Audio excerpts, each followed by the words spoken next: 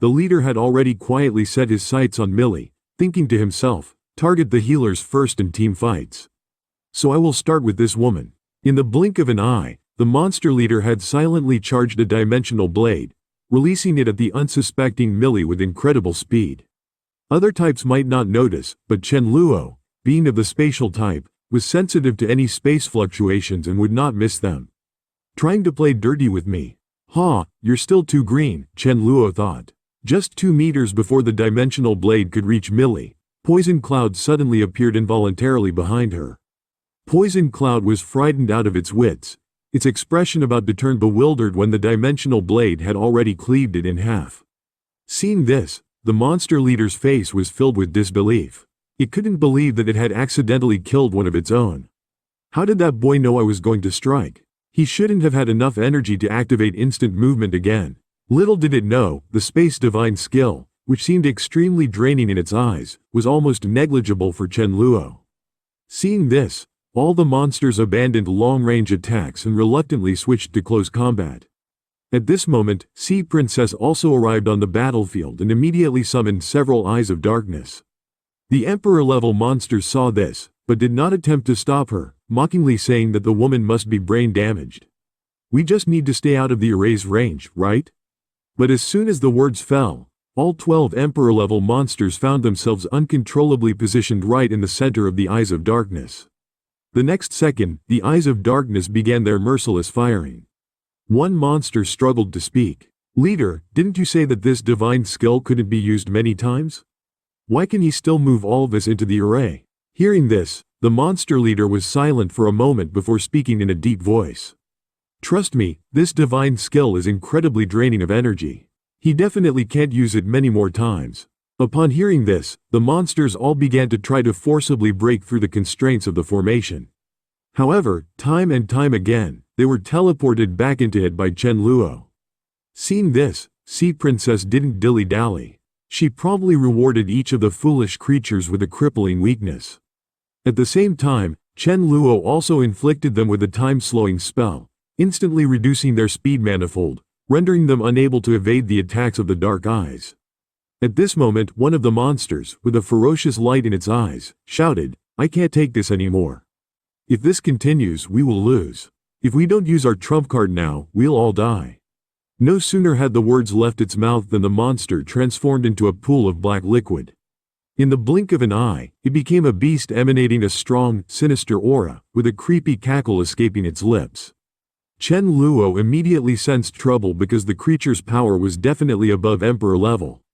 However, he thought to himself that such a drastic power increase in such a short time surely couldn't last. With this in mind, Chen Luo promptly used a time acceleration spell on the creature.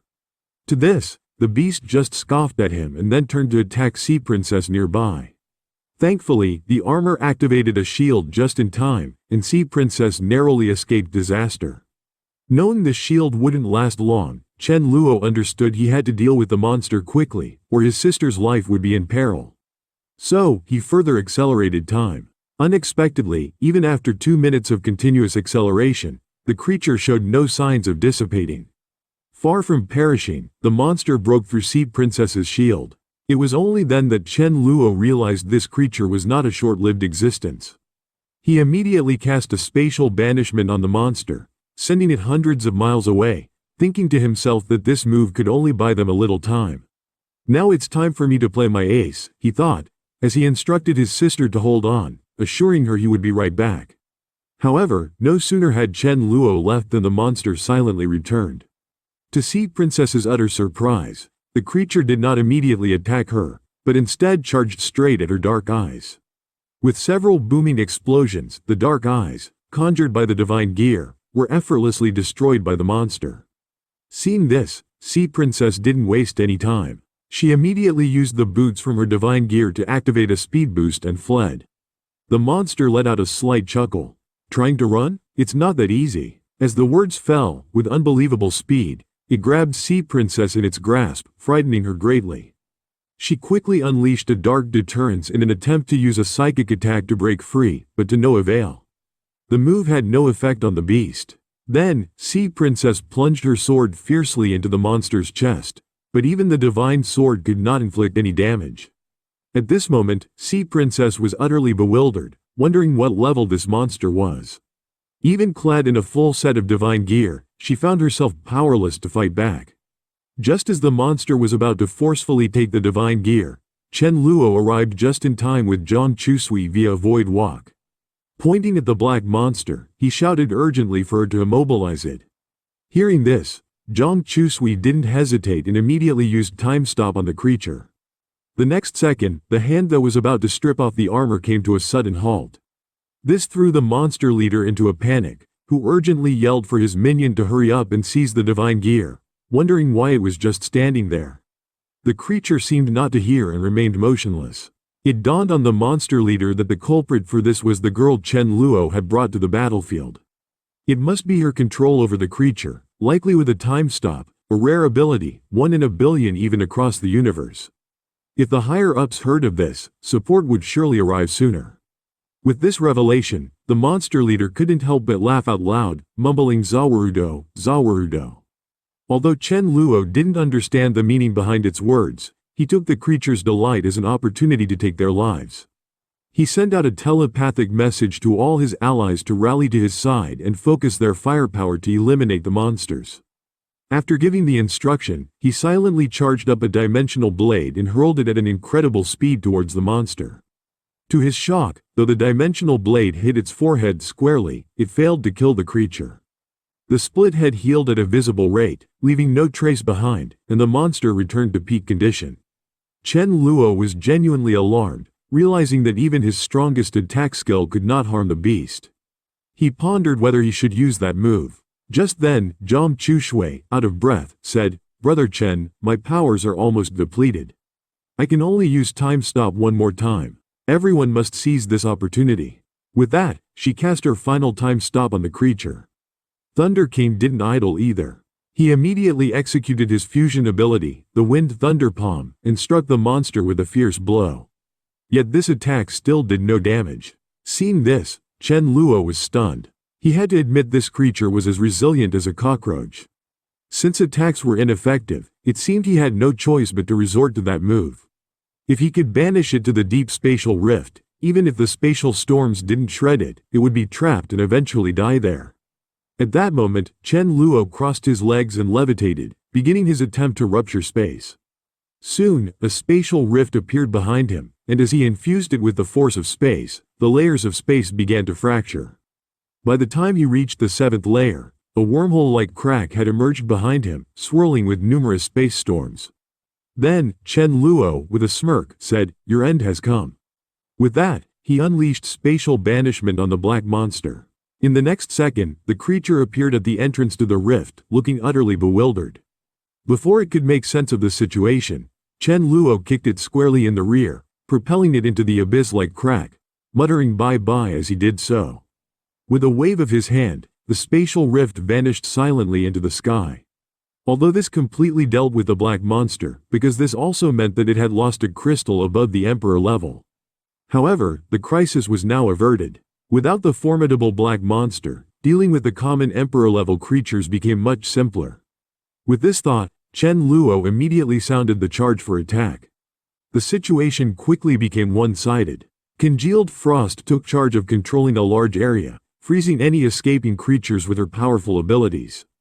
Thunder King charged into the fray, reaping the weakened Emperor-level creatures. Through the concerted efforts of everyone, Dawn City, led by Chen Luo, achieved ultimate victory. However, there were no smiles on their faces as many comrades had fallen heroically in battle, and the survivors bore grave injuries.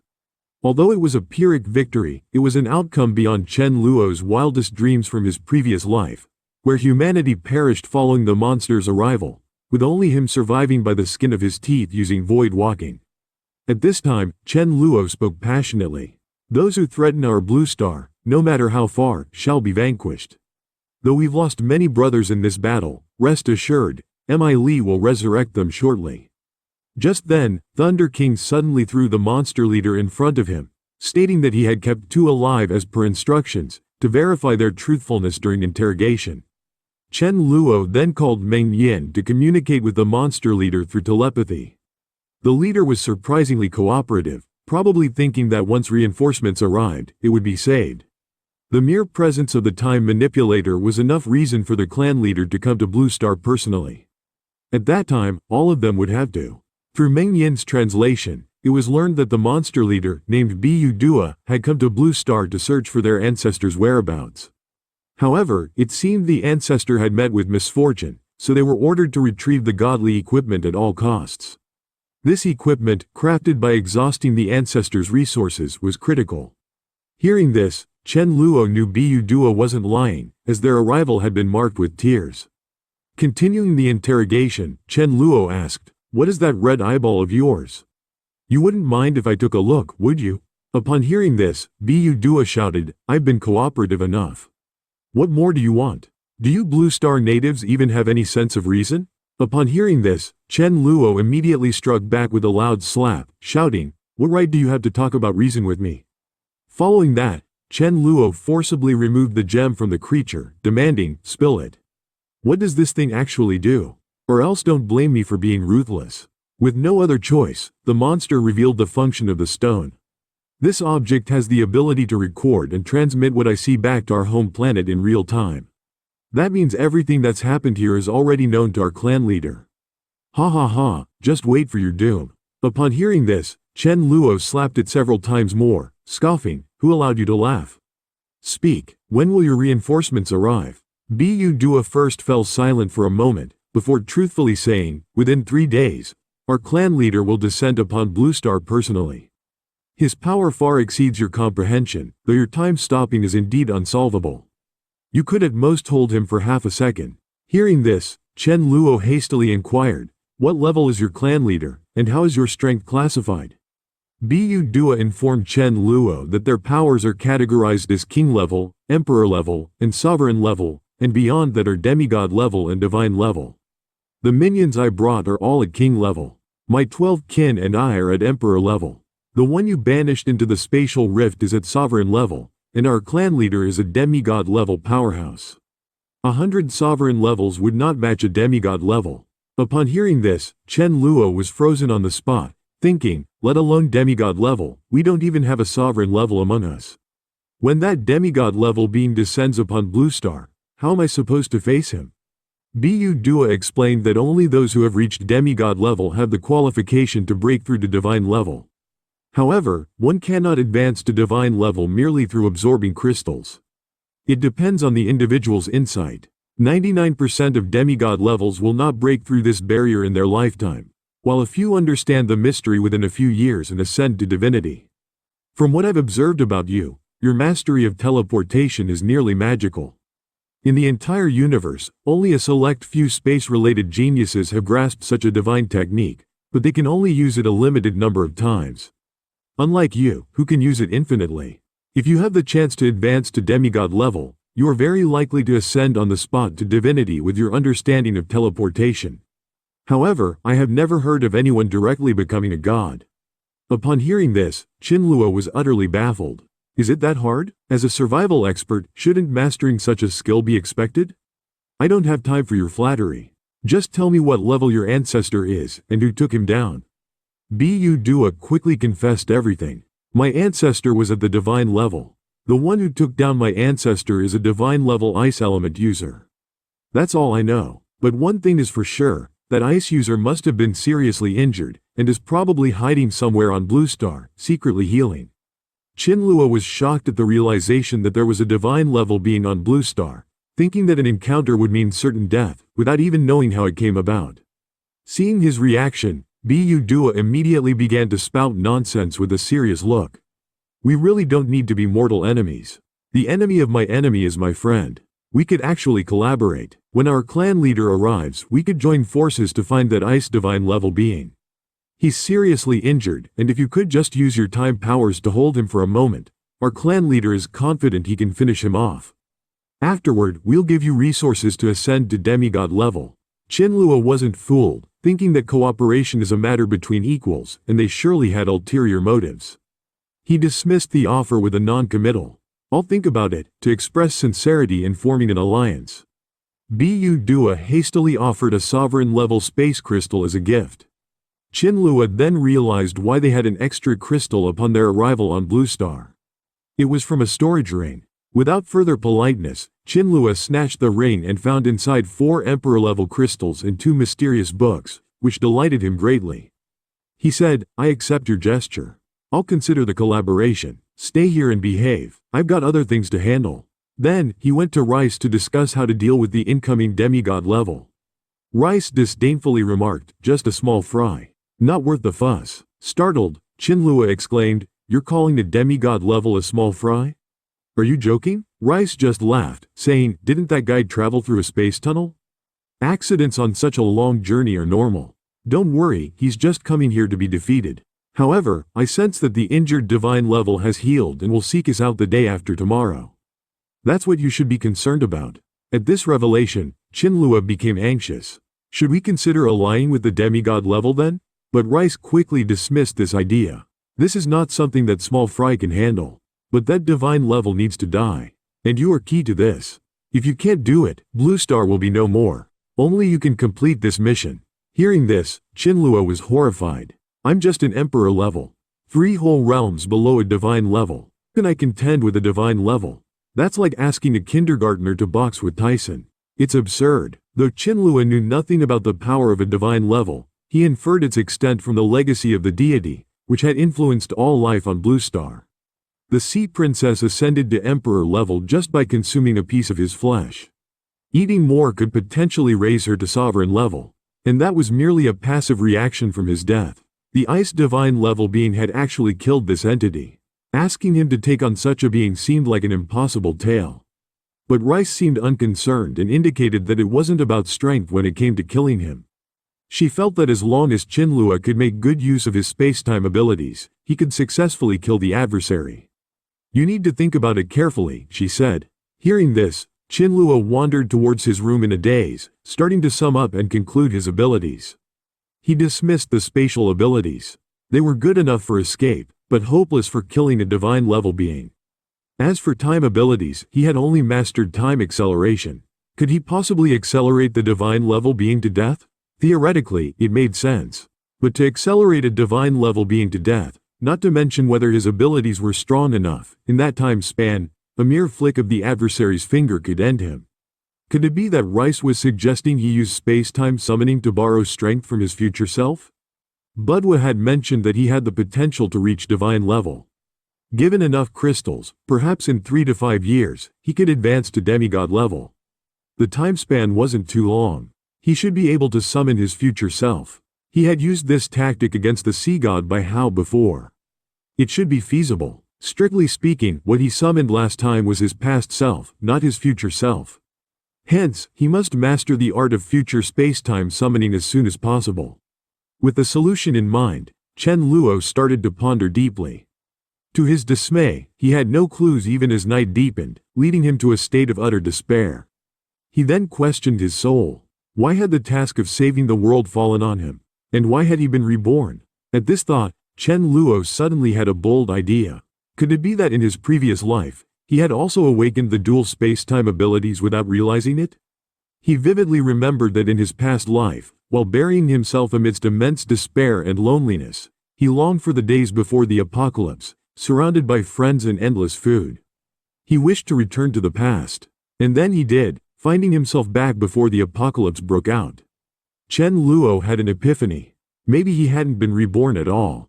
Perhaps in his extreme despair, he had used space-time retrogression. Now, he knew how to deal with that divine-level being. If he could regress the being to the time when his injuries were most severe, victory would be easily in his grasp. At that time, that being wouldn't even dream of killing him. He might not even be able to move. Meanwhile, on the other side, the chief of the Budwood clan almost couldn't help burst into pig-like laughter upon learning that there was a time series user on Blue Star. He originally just wanted to retrieve his father's divine armor, but unexpectedly discovered a time series user. A time series crystal was worth more than 100 sets of armor. Thinking of this, he immediately contacted the space series big shot, Time Trace, to request the construction of a spatial tunnel to Blue Star, claiming that his father died there and he had to personally go to retrieve his father's remains. Upon hearing this, Time Trace immediately said that he was close friends with his father and he wouldn't mind helping, But he cautioned that teleporting at demigod level through a space tunnel could be problematic, especially over such a distance with many uncertainties. He asked if Barrow was certain he wanted to go himself. Barrow firmly stated that his mind was made up and implored Time Trace to oblige. Although he spoke of retrieving his father's corpse, he was actually thinking about the fortune to be had. A time series user on Blue Star was a priceless treasure. Subsequently, Time Trace began constructing the spatial tunnel, Barrow carefully watching, not daring to breathe too loudly, his heart full of excitement, silently thinking about how he was about to get the time series crystal. Approximately 2 hours later, the spatial tunnel to Blue Star was completed. Normally, Time Trace would meticulously check the tunnel after construction, but just then, a woman's voice suddenly echoed in his mind. "Do you have time now? The answer to what you want to know is ready. Come to me quickly." Hearing this, Time Trace was visibly shaken, and promptly replied respectfully, "Please wait, Violet. I will come immediately." Seeing this, Barrow quickly asked what was happening to Time Trace, but Time Trace didn't have time to chat. He simply said the spatial tunnel was finished, and then turned to leave, thinking to himself that although he had not checked the tunnel, he couldn't make Violet wait. He had previously informed him of certain risks, so if anything did happen, it wouldn't be his fault. The one calling Time Trace was a causality series user. Although Violet only had king-level strength, she was an extraordinary existence that could control causality. It was said that several divine-level beings who had intended to harm her had all without exception suffered causality's retribution and met with miserable deaths. And even if Violet were unfortunate, she would quickly be reborn in another cycle. About 2 hours later, Time Trace arrived at Violet's planet. Over the years, he had served her like a dog to glean from her mouth his own causality, which had earned him a bit of her favor. Then he respectfully said, "Please tell me the answer, Violet." Without hesitation, Violet said that in the near future, he would become enemies with an emerging space series genius, and that he might even die by his hand. Hearing this, Time Trace turned pale with shock and shouted, "Is this my fate? Please tell me who this person is and where he is so I can take precautions." Violet smiled slightly and said, "Although I don't know the details about this person, I sense that soon someone will voluntarily tell you about him. You just need to wait patiently at home." Upon hearing this, Time Trace quickly expressed his gratitude. "Thank you, Violet, for informing me in advance. I will spare no expense to snuff out this threat in its cradle." Meanwhile, on the other side, Rice sensed a piece of fantastic news. That demigod-level weakling had encountered danger in the space tunnel, and in 2 hours, he would be dead on arrival, delivering a great gift to them. This delighted Chen Luo immensely, who promptly inquired about the divine-level individual, and when he might be able to rid himself of this thorn in his side. Rice responded seriously, "That person will appear soon, coming to you today. But now is not the time to deal with him. No matter what he does or says, you must endure. You must keep a low profile until the right moment arrives." Chen Luo, eager to know when this moment would come, got a vague response from Rice, who stroked his chin and said gravely, "I'm not entirely sure when, but it should be in the next few days. It's the gift I've been preparing for you for over a year. When the time comes, you'll have the opportunity to strike down that divine level. But let's not talk about this now. Let me take you to accept that big gift sent by the demigod level." Simultaneously, on the other side, the divine-level powerhouse hiding on Blue Star had finally recovered from his injuries. At the moment Ismon's wounds healed, she detected a faint space fluctuation. "If I'm not mistaken, this should be someone from the Auburn clan coming here after him. But that guy got blown up by me. If he hadn't had that armor, he couldn't have caused me any serious harm. Now it's time for me to claim what I'm owed." Deciding to check out the situation at the transmission point, she, despite not being able to travel through the void, leveraged her divine-level power to reach the vicinity of the space tunnel in just 2 minutes. By this time, Chen Luo and Rice had already arrived at the transmission point. Surveying the carnage, Chen Luo, suppressing his disgust, collected the scattered remains, which were a potent source of energy for the enchanting tree. Aside from the barely alive demigod-level individual, Chen Luo also found 6 sovereign-level crystals. This trip had been incredibly profitable. The gift from the Budwa family had almost provided him with enough resources to ascend to demigod level. Chen Luo thought it best to keep the demigod level individual alive for now, as he surely knew more than that young greenhorn Budwa. He planned to take him back for interrogation while preventing his recovery. However, just then, a figure suddenly appeared behind him. Although Rice had mentioned that the divine level would soon appear, it still gave Chen Luo a fright, for he had detected no one nearby. If she had chosen to ambush instead of revealing herself, Chen Luo reckoned he would have been killed before he could even attempt to escape through the void. Chen Luo, sweating coldly, turned to face this figure, only to find that this person was not a ferocious alien, but a delicate-looking spiritual woman.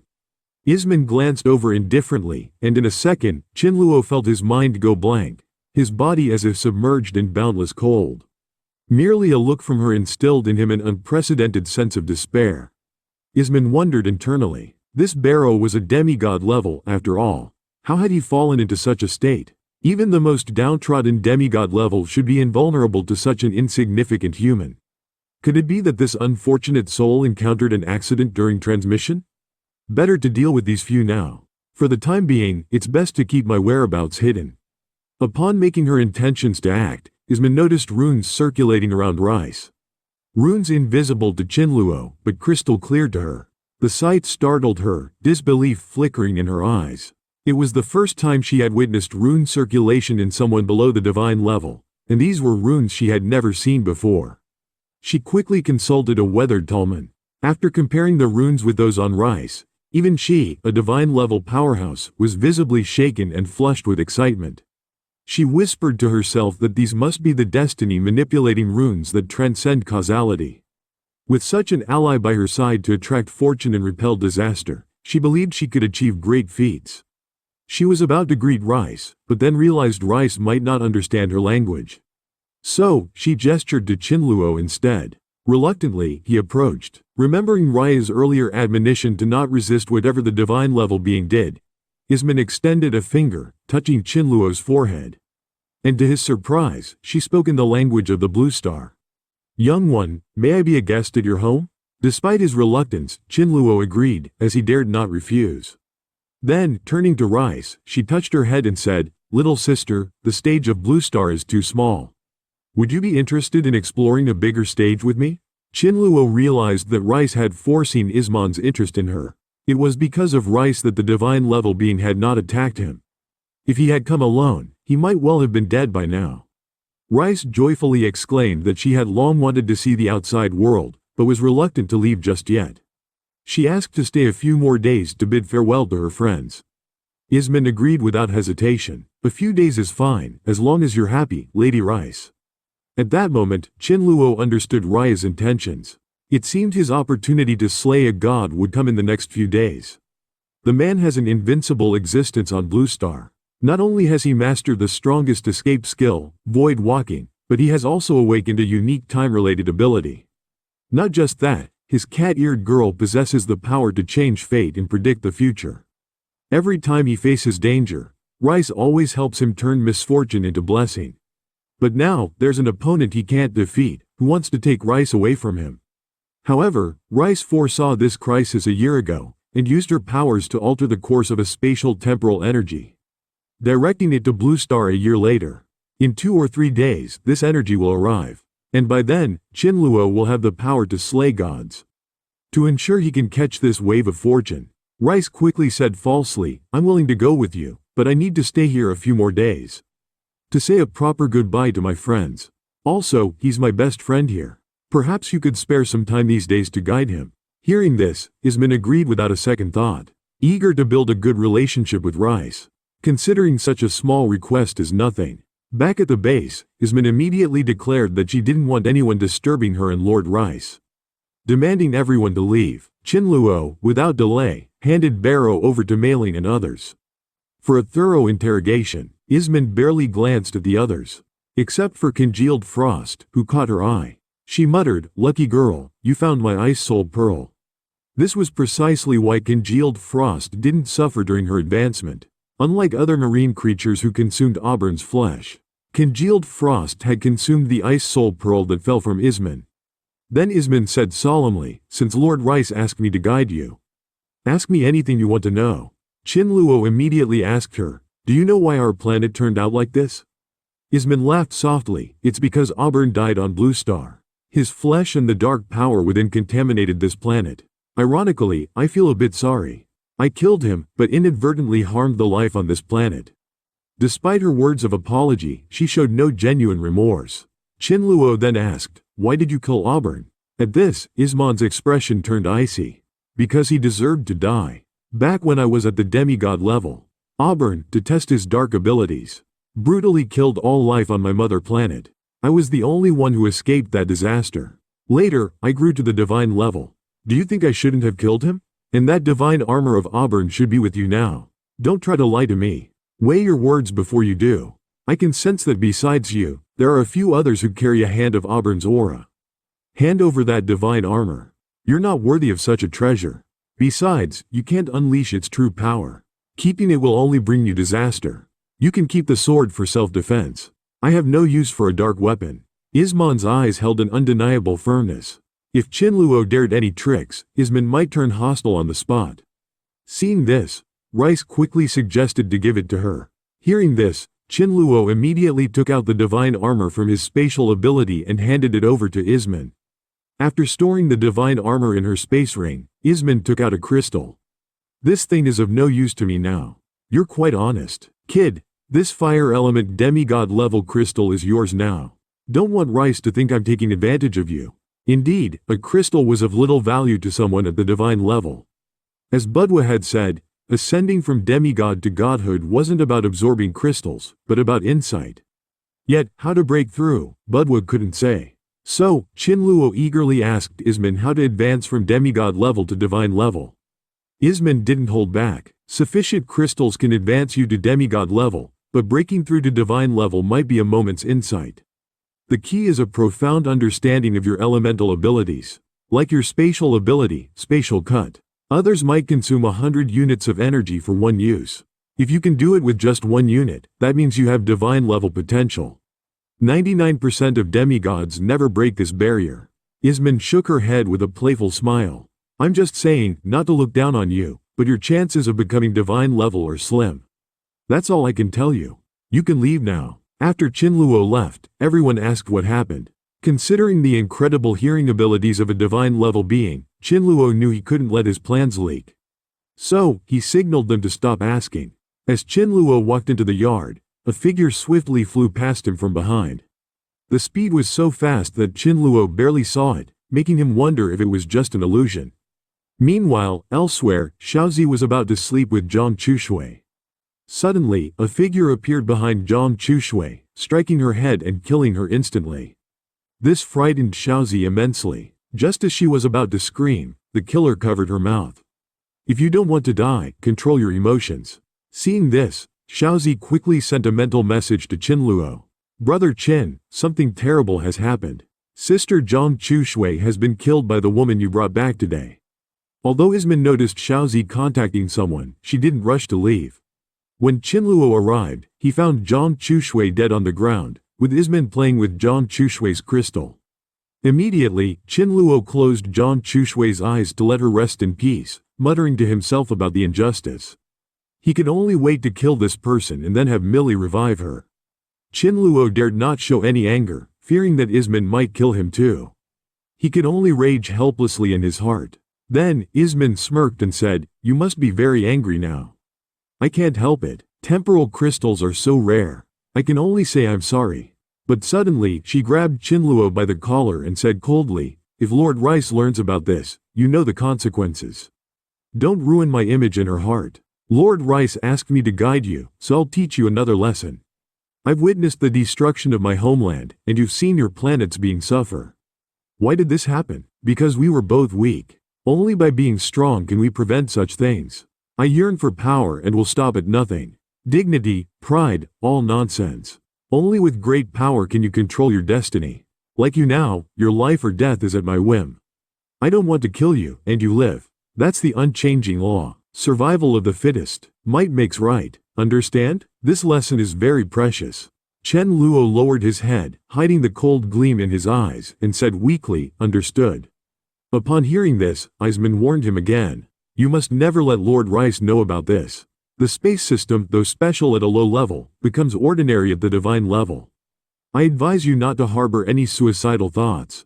After Ismon left, Chen Luo sat on the doorstep, quietly staring at the starry sky, thinking, although the time system has given Zhang Chusho enviable abilities, it has also brought her fatal trouble. It really is a case of no guilt in being a common man, but a crime in possessing a jade. The growth of the time system is too difficult. Once you use your abilities, you'll attract others' covetousness. If I didn't have the space system as cover, even Rice couldn't protect me. The next morning, Iseman released a cool flying saucer. Rice watched it with shining eyes. After spending a day together, Iseman found Rice to be playful, and thus took out the aircraft to lure her into plane, intending to deceive and take Rice away early. If Rice agreed to board the aircraft, Chen Luo would never see her again. At that moment, a tremendous surge of space-time energy finally reached Blue Star, creating a huge energy vortex in the sky. Iseman, puzzled, looked up at the sky. In the universe, she had seen common energy storms of wind, fire, ice, and thunder. But this was her first encounter with a space-time one. Chen Luo carefully felt the energy and found it identical to the energy used during his space-time summoning. He then realized this is the opportunity Rice mentioned. If I can harness this immense power, I can use time reversal to take Iseman back 2.5 years, to the moment she was most seriously injured. Then, the miracle of an emperor level defeating a divine level can occur. Chen Luo immediately used Void Walk to reach the center of the vortex. He felt a familiar sensation from these forces and thought to himself, time reversal requires precise coverage of the target person, so I need to immobilize her before charging up.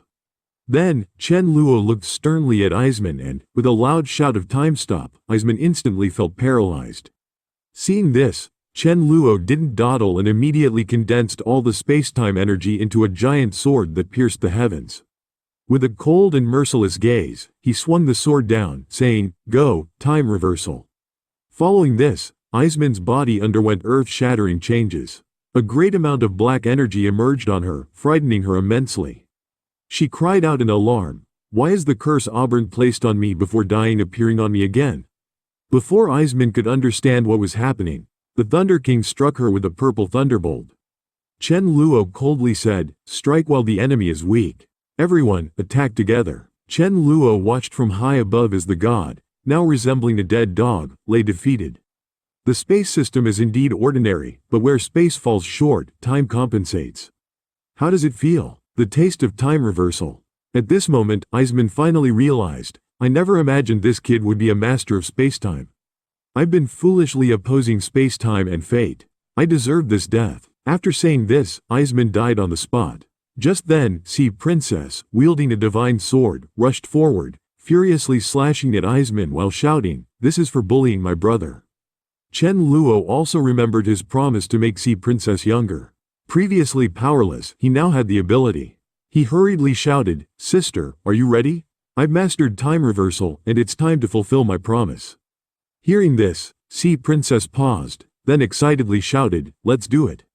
"I'm ready." Without hesitation, Chen Luo sprinkled a thread of temporal energy onto Sea Princess.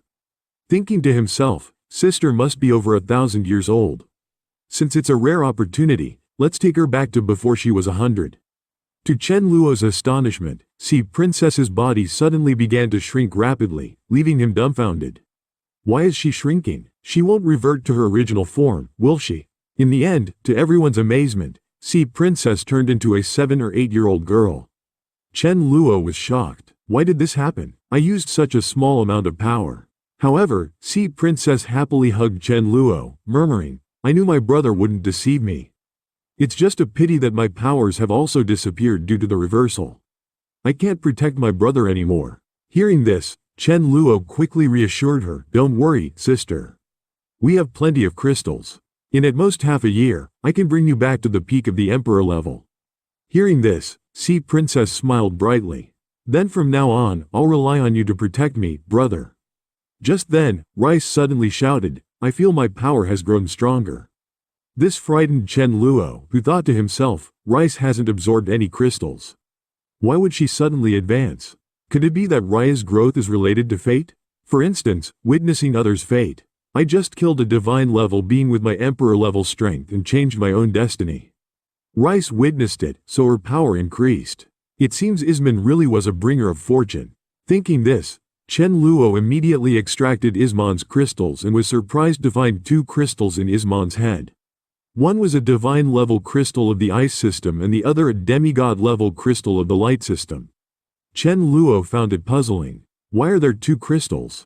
I've taken crystals from dual system ability users before, but there was only one crystal. He then recalled Isman's words, when you have a great realization in one ability, you advance from demigod level to divine level. Isman must have reached the pinnacle of understanding in the ice system, gaining the favor of the ice system's law and advancing to divine level, while the light system remained at demigod level. Hence, a dual system crystal split into two. He then found a black crystal on Isman, likely Auburn's divine level dark system crystal. Puzzled as to why she didn't store it in a space ring, Chen Luo tried to place the crystals into his own ability space, but found that the two divine level crystals, like living entities, couldn't be stored. At that moment, Millie shouted, "I've resurrected Zhang Chushui. Sister, you has prepared a big table of delicious food to celebrate. Come and join us." Everyone then raised their glasses, celebrating the end of the crisis. Chen Luo said with relief, "It's finally all over. The worst we can expect now is some fodder from the Budwa family. We won't have to live in fear anymore." Rice glanced at Chen Luo. She had foreseen 4 major tribulations for him. The arrival of a monster, a visit by a demigod level to Blue Star, the appearance of a divine level, each more dangerous than the last, and the final one being the most difficult. Not wanting to ruin the mood, Rice decided to keep this ominous news to herself for now. After the celebration banquet, Chen Luo decided to go back to his room to improve his special ability space. He thought that the reason he couldn't keep living things in his space might be due to the absence of time. If he could integrate the power of time into his special ability space, maybe then he could keep living things in it. With this idea, Chen Luo immediately started experimenting. He applied the method of creating a time zone to his special ability space and quickly made a 2 cubic meter time zone. Then, he immediately took out 2 divine-level crystals to try. This time, he successfully stored the 2 crystals in his special ability space. However, these weren't real living creatures. He needed to try with a small animal. But just then, Wan Jiangyi's tantrum could be heard outside the door. Hearing this, Chen Luo was immediately furious. Shui Yun had become bald defending against an external enemy invasion. You, on the other hand, run faster than anyone at the sight of a monster. Do you think you're worthy of Shui Yun? And who said I can decide to betroth her? Wan Jiangyi cried. Haven't I done a lot for you without asking for anything in return? Just betroth Shui Yun to me this once. Hearing this, Chen Luo's face darkened. He had intended to use a small chick for the experiment. Since Wan Jiangyi was so ungrateful, he decided to use him instead. Chen Luo smirked and said, "Wan Jiangyi, why don't you do a favor for your big brother first?" Although Wan Jiangyi sensed something was wrong, he had no choice but to agree. The next second, a black hole appeared in front of him. Before he could react, Chen Luo kicked him into the special ability space. Wan Jiangyi only felt darkness envelop him as he entered a gloomy space. Terrified, he shouted, "Big brother, what are you doing? Let me out. I won't marry Shui Yun, okay?" Chen Luo ignored him and observed Wan Jiangyi's every move with his consciousness, thinking to himself, since he's shouting so loudly, there must be enough oxygen inside. Let's observe for a few days. If this experiment is successful, I can take everyone into the special ability space when in danger and use void walking to escape with the whole troop. 3 days later, Chen Luo noticed that Wan Jiangyi had stopped making noise. It wasn't due to a lack of oxygen, but because he was too hungry and weak after 3 days. So, Chen Luo quickly let Wan Jiangyi out. Wan Jiangyi was overjoyed and quickly shouted, "Big brother, I know my mistake. I won't dare to do it again." Just as the words fell, a group of Shui Yun's admirers appeared before Wan Jiangyi. Before he could understand the situation, the 3 of them beat him up without a word. Seeing that the special ability space could indeed sustain living beings for a long time, Chen Luo immediately started to make further improvements, muttering to himself that he should first expand it to 10,000 cubic meters. Although it's not needed now, it might come in handy someday. But at that moment, a loud rumbling sound suddenly came from outside Dawn City. Could it be the Budwa family sending people over again?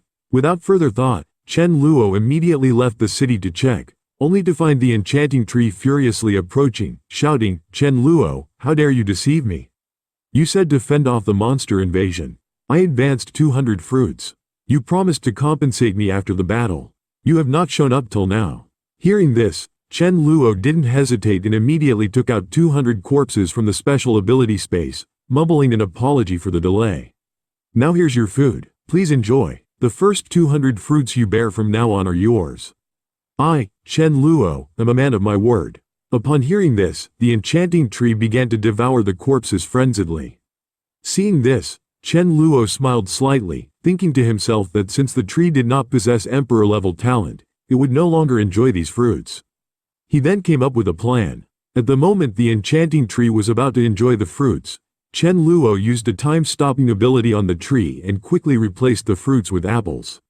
When he released the enchanting tree from the time stop, it still sensed something was amiss. "Why does this fruit taste different?" Chen Luo started to blabber seriously. "Perhaps the fruits born from these monsters as nutrients are different. I am a man of my word.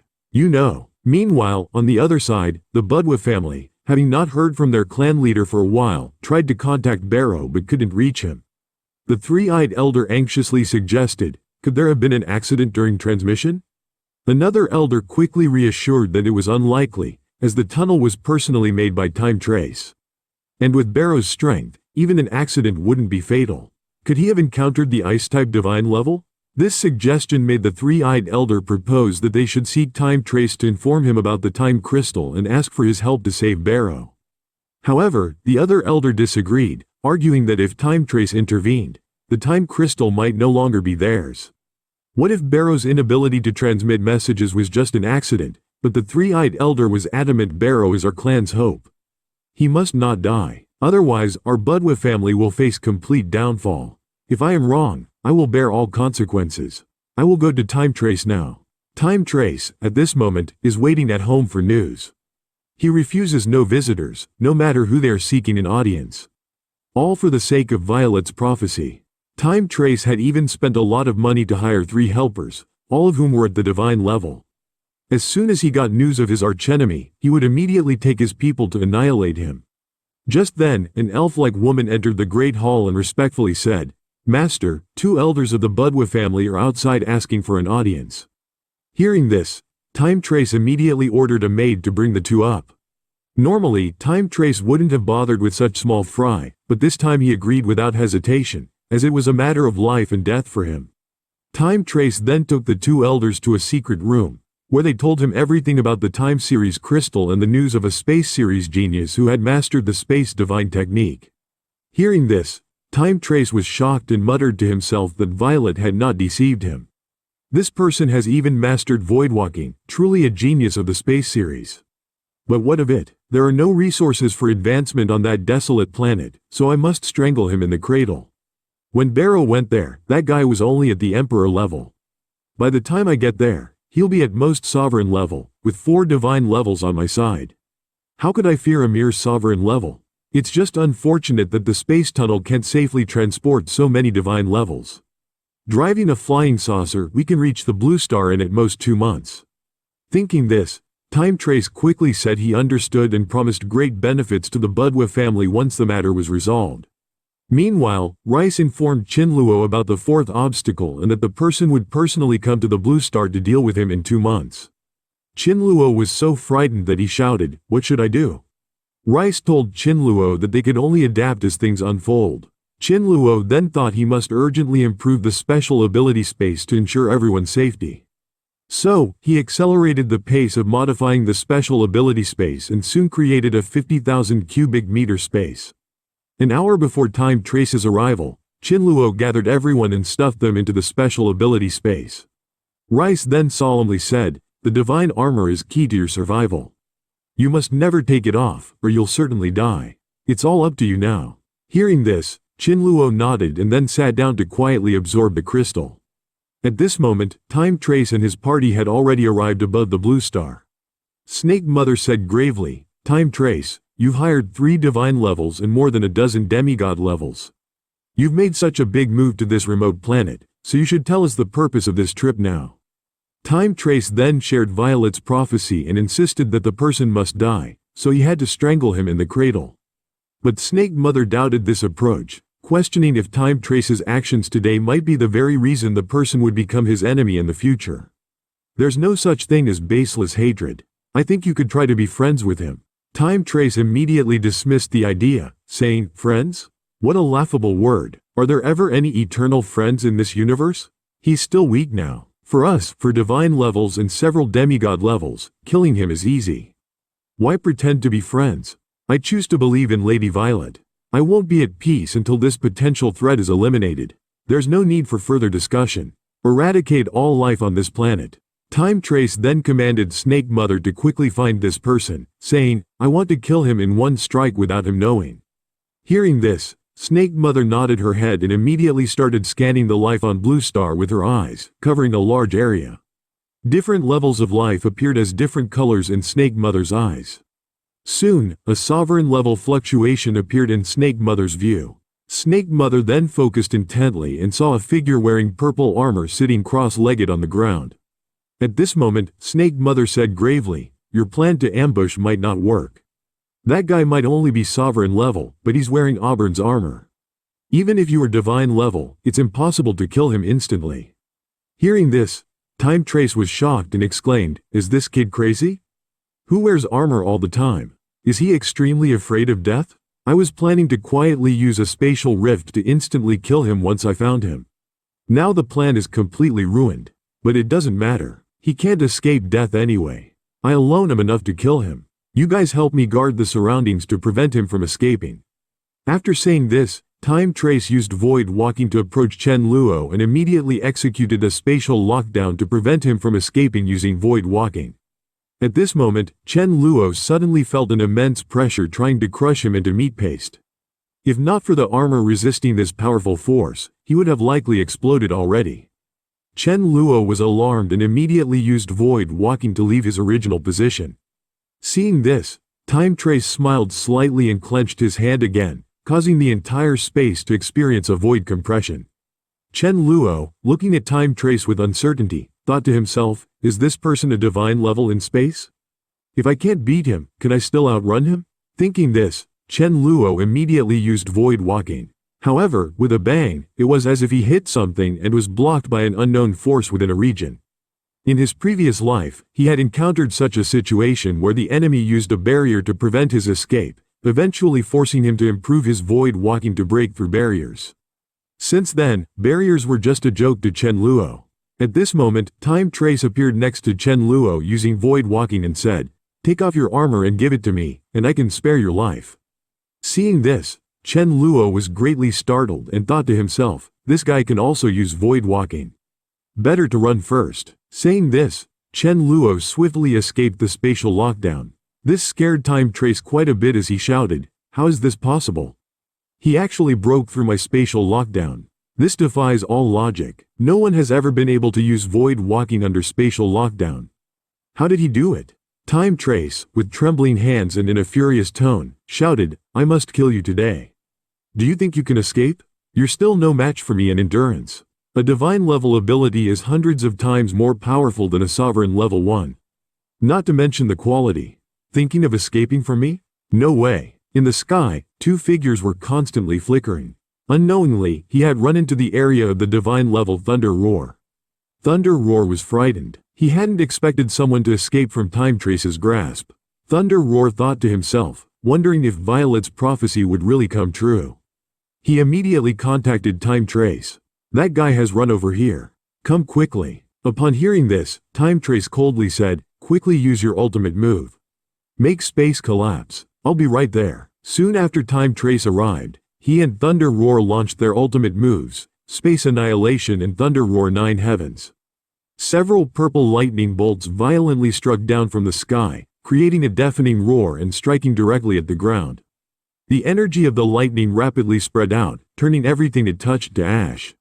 Meanwhile, the space around Chen Luo began to shatter, turning into black holes. Fortunately, Chen Luo was wearing divine armor, which protected him from most of the damage.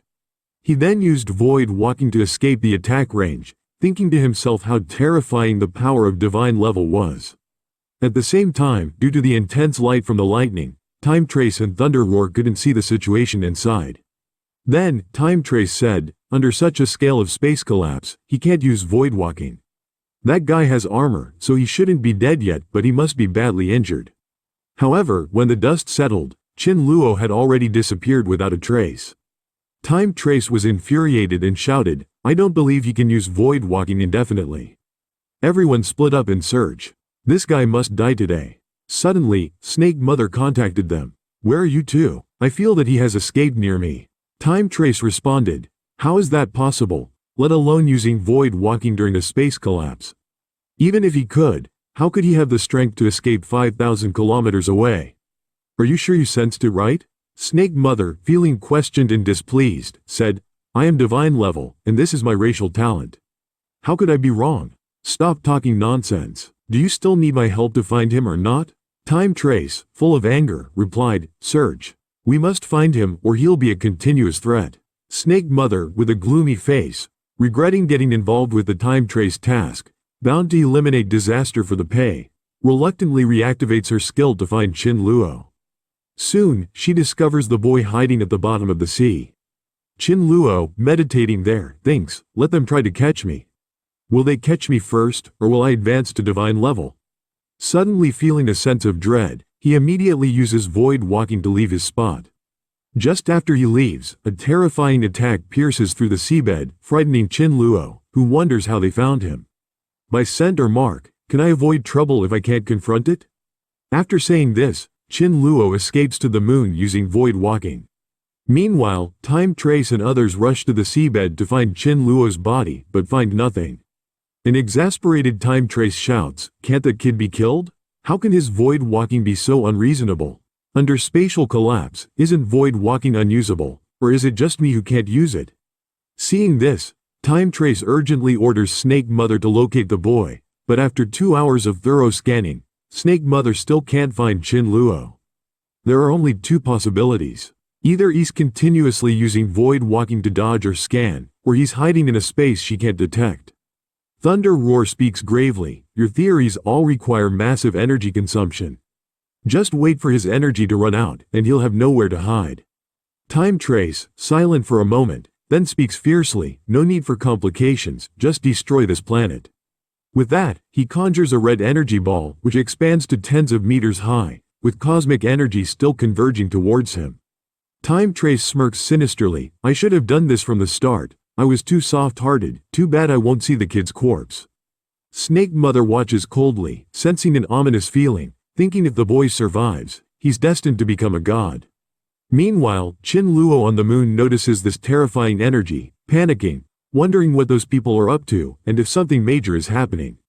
Thinking this, he immediately uses void walking to return to Blue Star, only to see Time Trace preparing to destroy it.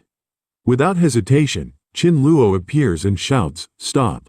If you dare destroy my mother planet, I swear I'll make you pay." This infuriates Time Trace, who thought Chen Luo was hiding in deep space. He yells, questioning the limits of Chen Luo's void walking, and throws an energy ball at him, shouting for him to stop running, but Chen Luo easily dodges with clever movements. Although the attack misses him, the resulting explosion is dozens of times more terrifying than a nuclear bomb. To defend Blue Star, Chen Luo immediately starts to mock Time Trace, loudly taunting, "Come chase me, idiot." He deliberately kept the distance close, wanting Time Trace to see but not catch him. Time Trace didn't use void walking, just relied on his own speed to doggedly pursue Chen Luo. As Time Trace chased, his expression grew darker, thinking, "This kid has void walked 1,000,000 kilometers." Time Trace quickly accelerated to his front, and just as he was about to catch him, Chen Luo used another void walk to timely dodge, only to be unexpectedly sucked into a black hole, then completely disappeared from Time Trace's sight. It wasn't his intention to enter it. The destination of his void walk just happened to be near this celestial body. Time Trace, with twitching cheeks, stopped where Chen Luo disappeared, shouting, "Such a rare black devouring star." And this kid bumped into it. Entering the black devouring star meant he could be randomly teleported to a corner of the universe. Snake Mother and others who arrived later were surprised, never thought this kid would actually escape. Time Trace, purple with rage, roared, "I can't accept this. If I can't catch him, I'll destroy his mother planet." Seeing this, Snake Mother immediately intervened. "Enough, Time Trace, leave us a way out." Time Trace coldly looked at Snake Mother, asking what she meant. Upon hearing this, Snake Mother immediately said that we were seriously duped this time. That guy's prowess in traversing the void is evident to all. Plus, he has obtained the crystals of Auburn and Isman. In a few decades, he could become a god. Time Trace scoffed, questioning if void walking posed a lethal threat to divine-level beings. Snake Mother retorted, indeed, killing divine-level like us, especially dual-ability ones, is hard. But what if he harms our people and escapes? What can you do? I don't want to live in fear all my life. I must consider our people's future and not completely offend him. Others also agreed, suggesting it's wise to leave some room for maneuvering, to meet again in the future.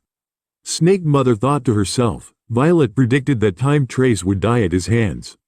It seems inevitable that he'll possess the power to slay gods, not just void walking. Chen Luo, not yet a god, frightened 3 divine-level beings into submission. Time Trace trembled with anger at their words, thinking, truly, there are no friends in the face of interests. Time Trace mocked Snake Mother and the others for fearing a sovereign-level being. It's really a shame for us at the divine level. Even if he can become a god by walking through the void, it doesn't mean we have no way to deal with him. The nemesis of void walking is time stopping. I just need to find someone with time abilities and train them to the demigod level to defeat him. Isn't there someone on Blue Star who has mastered time stopping? After I regroup, I'll return to Blue Star and find that after saying this, Time Trace released the spaceship, saying, we walked different paths, let's part ways here. Then he left Blue Star alone. Watching Time Trace's spaceship, Thunder Roar said helplessly, it seems we can no longer be friends. Hearing this, Snake Mother immediately expressed indifference, hoping only that the kid wouldn't trouble them in the future. Meanwhile, as Chen Luo entered Black Devouring Star, he felt dizzy and soon fell out of the mysterious celestial body. The armor on his body detached from him and disappeared into the cosmic dust. The armor had already cracked, resisting Time Trace's attack, and bore the pressure for him in the mysterious celestial body. Chen Luo, gasping heavily, thought to himself that he must find new armor for protection, suspecting that Blue Star was probably destroyed by now. Unaware of the identity of his adversary, Chen Luo only remembered their appearance and vowed to find them, especially targeting the space user. His priority was to find a planet to settle on. At this moment, Chen Luo found himself on a picturesque planet surrounded by lush vegetation and fresh air.